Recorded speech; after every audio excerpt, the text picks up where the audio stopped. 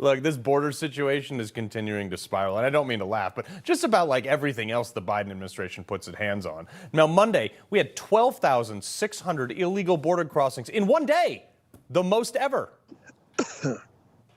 Our approach of expanding lawful pathways for people to reach the border and delivering consequences for those who arrive at our border irregularly is working. You see why I want this guy to be impeached? But this is just a symptom of the entire administration's failure on everything. And it's ironic, too, that Mayor Eric Adams of New York and Brandon Johnson, the mayor of Chicago, now that the problem has landed on their desks, they're essentially saying that the same thing that, Trump was saying. I don't see an ending to this. This issue will destroy New York City. That is placing families on buses without shoes, cold, wet, tired, hungry, afraid, traumatized, and then they come to the city of Chicago where we have homelessness, we have mental health clinics that have been shut down and closed. You have people who are seeking employment. Yes, that's the problem. Now, Chicago just had a 5-year-old migrant tragically die, and they're trying to blame it on Greg Abbott for sending him there.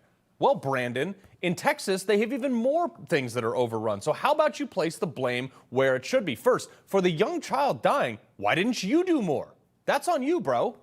And also on this administration, who not only is leaving the border wide open, but is actively fighting Texas, who's trying to close it. Look, I'll be the first to admit that our immigration system is totally screwed up. One of my best friends has been trying to become a U.S. citizen for years. Above average income, tax-paying resident, law-abiding family with his children that were born here, and yet he's been waiting for years. So my sympathy, it does go out to the people at the hands of it, but that should not permit people to break the law. And I'm not sure why this isn't clear, but it takes significantly more resources to deal with the flow of migrants once they're in the country versus just keeping them out in the first place. The cost to the U.S. taxpayer is immense. Look, here is, and this is just one example, U.S.-born households are far lower recipients of any form of welfare when compared to immigrant households, both legal and illegal.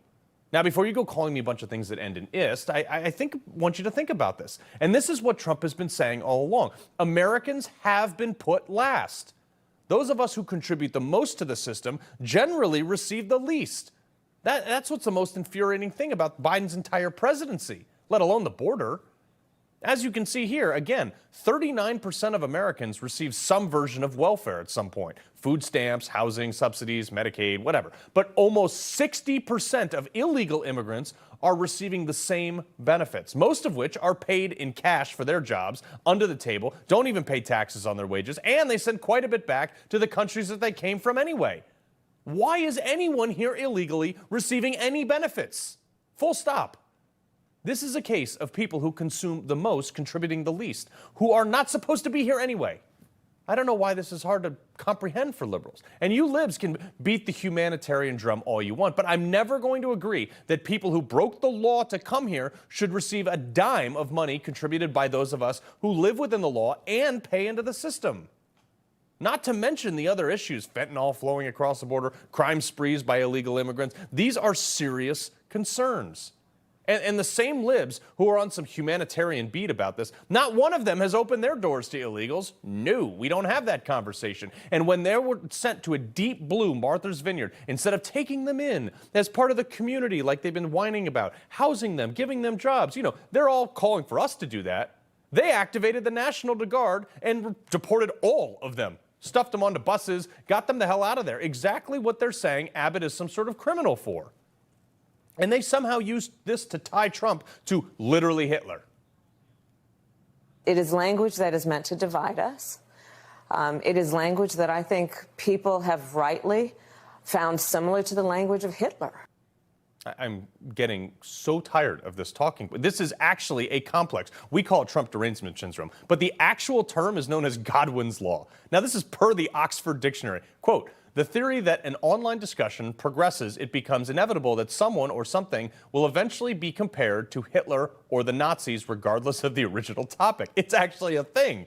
I mean, look, Hitler drank water. So if you drink water, you're literally Hitler. I know how ridiculous that sounds, but this is how far you have to go to show how dumb this argument is. Trump wants to shut down borders. Well, Hitler shut down borders, so Trump is Hitler. No. Never mind the fact that Nazi stood for National Socialist Party, a massively powerful, centralized government where they control all the means of production. Sound familiar? So whose party more closely resembles that? Let's take a look. In 2021, Joe Biden argued to the Supreme Court in favor of warrantless home entries and gun seizures. Hello, Fourth Amendment. Funny enough, though, this is what dictators like Hitler did. This isn't some political shot either. According to the actual Holocaust Encyclopedia, quote, arrest without warrant or judicial review was one of the series of key decrees, legislative acts, and case law in the gradual process by which the Nazi leadership moved Germany from a democracy to a dictatorship. This is literally how Nazis took over, by doing whatever they wanted and not having any type of higher regulation like a constitution to limit their power. This is what Biden wanted to do in that instance. Before it was Biden, it was Obama, whose American Recovery and Reinvestment Act of 2009, which was a joke, promised government-ready, shovel-ready jobs, just like Hitler did. Hitler used a massive federal spending decree directed at government jobs and infrastructure in a failing economy to get elected by over 90% margin in Austria pre-World War II, just like Obama's American Recovery and Reinvestment Act of 2009. Well, what else did Hitler do? Well, he infiltrated the school system and separated parents' influence from their own children. Every institution was infused with National Socialist ideology.